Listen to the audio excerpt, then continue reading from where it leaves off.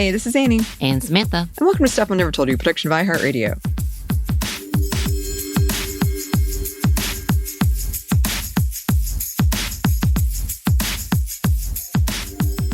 And welcome to another unhappy hour, because this is an unhappy hour. So I apologize in advance. If you are drinking anything or doing any adult partaking of things, do so responsibly. Take care of yourself and others around you. This is not sponsored currently by anything that we talk about. I don't think. I say that without knowing what you're drinking or what you are partaking in. Anney, are you drinking anything? I have kind of a hot toddy situation. Oh. We don't normally say brands. No. That's when we have to be very specific. If it is a brand we know is sponsoring us, then we have to, or else it will be fined. So maybe we're calling out to say we like a brand. And if you want us to do an ad and get sponsors, please have them contact. I don't know who's listening. Maybe someone from marketing of those different brands. Who knows? Yeah. But all of those things. Anyway, yes, I am sipping on some bubbly water, getting myself hydrated because I've been feeling a little off lately. Like, I feel like every morning I've been waking up with a little bit of a headache that feels like it's almost like a hangover headache, which is weird because I'm not drinking. Mm-hmm. And also, I've been doing, I drink a lot of water now because I feel like I'm really dehydrated because I'm coughing constantly now because I feel like I'm just breathing in dust particles all the time. Like, it feels like it's just laying on my throat and tonsils and such. So I feel like I need to be drinking water constantly. Stupid pollen. It's raining today, so maybe it'll wash a little bit of it away. Maybe. Or just growing more things. Who knows? But yes, this is an unhappy hour because I'm gonna have a moment. So I had another moment in which I asked myself, how do I deal with this situation with my family for the next 4 years? Foreseeable stuff, because I see a giant difference. Like, you and I talked about this, Anney, the other day, because I had an incident, which I'm going to kind of go into a little bit later down the road. But with the idea of okay, we're here. This is not a good place. I really had seen such good changes for a little while. And it was definitely by what was being influenced, what administration was being talked about, things that were happening in the country, whatnot. And it felt like there's some upswing to things where we were having good conversations and it was making sense and everybody seemed to be okay for a minute. And then we're now back to here with the Trump administration. Really pushing forth a lot of misinformation, a lot of lies, trying to really prove that they are in the right. Like, this whole administration feels like just a narcissistic administration that's saying, I can't be wrong, so I'll never admit I'm wrong. Instead, I'll make up more scenarios to make you think maybe this is true. And it's really disheartening to see, because the people that I consider family, people who I have a lot of loyalty to, are falling for those lies, are falling for red pill content, manosphere content without knowing that they are. And I don't know what to do, because I've had many of almost falling outs with my parents, who I love and adore and appreciate so much. So that level of relationship is there. And when we're not talking about really heated political ideals or conversations, we're doing great. They would support me monetarily, emotionally. If I needed help with anything, they would be here. I feel the same way about them. This is the same thing. And they've gone through a lot of health crisis, and they are getting older, which is a whole different conversation in itself, because aging is a bitch. In that it's inevitable and it's hard not to notice. And when it comes upon you rapidly with things like sicknesses and different things, that could affect you at a young age. And it still would cause a lot of complications and fears. Seeing that in my parents today is really scary. But with that, I'm also trying to balance and maintain my peace. Our family is not a family that we can, and we don't typically talk about politics to each other, because they know I'm very different. They know my opinions are very different. We have had a few crash outs in our conversations, to the point that I'm like, I don't think I can go home for a year. And I'm getting there again. Because this conversation that we had in which one of my family members just out of the blue decided they wanted to use their religious ideals to put a very archaic and really sexist ideal about women existing for men only. And I was just like, what the hell is happening? Because it came out of nowhere. It came out of nowhere. There was no reason to even bring it up. But you could tell it's been bubbling in their minds. And I feel like this is only more things to come. And when they sent me their evidence, quote unquote, and I say this in quotes because it was just like, here, watch this video and you'll understand what I'm saying. And as I looked through the rest of the video, they had people prominent from the right-winged white supremacist circle being featured in those videos that I was like, okay, this absolutely actually verified my suspicions about where you're getting this content. And again, like this is not one of those that I can change their minds. This is not one of those where we can have a peaceful conversations. I feel like, as much as we've all talked about being good examples and really talking to our families, you also have to read the room and understand what's going to destroy things. So it's a pick and choose of where do you want to go with this? Do you want to go where you cannot communicate any longer? Because I will tell you, about how old am I? 10 years ago, I did have a conversation with my mother and my my father about this is where I am in life. It's turned very different. They cried. They were very upset. They were very disappointed in me because I said religion's not my thing anymore. Like I'm a teenager. It's not a thing. But like that I really had done some searching and understanding, and this is not making sense to me anymore, and I can't do this. And I want you to know where I'm coming from because I don't want you to be confused, and I don't want to lie to you about these things. Oh, it was not a good conversation. We've had a back and forth. We've had many a back and forth since then. We've had many back and forth about the queer community because, we have some queer family members and they were very unhappy to hear about this. Again, they were very scared that I was a queer person as well. And we had to have that conversation. I was like, why is that a big deal? I need you to calm down. I did do some trolling, which is probably not the best tactic, but whatever. So I've had these moments. And now, 20 years later, it's still escalating circles and it's gotten worse. Again, Trump has really done a number in people's mindsets. And I don't think it's so hard to see in boomers, especially religious boomers that religion is based off of feeling rather than understanding and education.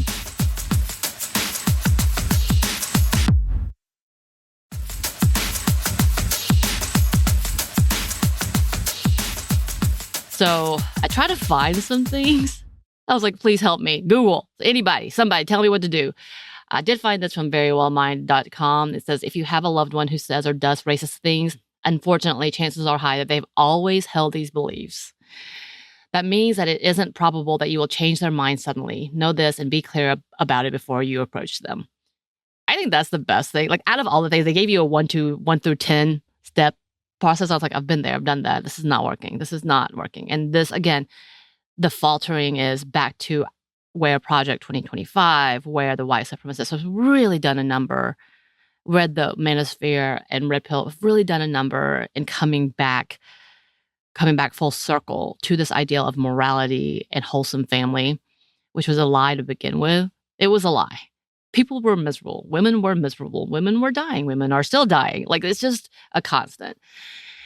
And I think for me, it's right now trying to find a balance on what to do. Because again, my parents' health is declining. They're not bad. They're better off than most. Let me say that this way. But my parents did have a big health scare with like a pretty giant diagnosis. And I was like, oh my God, what are we going to do? Lost a lot of aunts and uncles throughout the last 5 years, like really, really tragic stuff that I really am trying to get a grasp on this because I don't want to have regrets. I will feel guilty if things were to come. And Anney, you made a really great point when we were talking about this. You're like, it doesn't matter no matter what, even if you do have a good relationship and everything's patched up, that death is going to have a lot of hurt and regret no matter what. And I'm like, yeah, you're right. You're right. So either way, it sucks. And then either way it sucks. But like on the top of that is like the guilt that I will hold and feeling like I didn't try my best or I didn't care about them as much because I didn't agree with them. Not that that's the case, but it is this balance. Also not seeing them often. But I'm like having that interaction really like only kind of solidified my reasoning. Like, I cannot have this because this is going to make our relationship worse. Like, there's nothing for me to say here because not only is it ingrained in this level of victimization, it's ingrained in religion, which you cannot fight against feeling and faith. Like, literally being told, if you believe this way, you're not doing godly ways, or that you don't have faith. Like, that's the basis of the whole thing. And there's nothing really to do that. And I chose not to go home for Easter because I did have family over.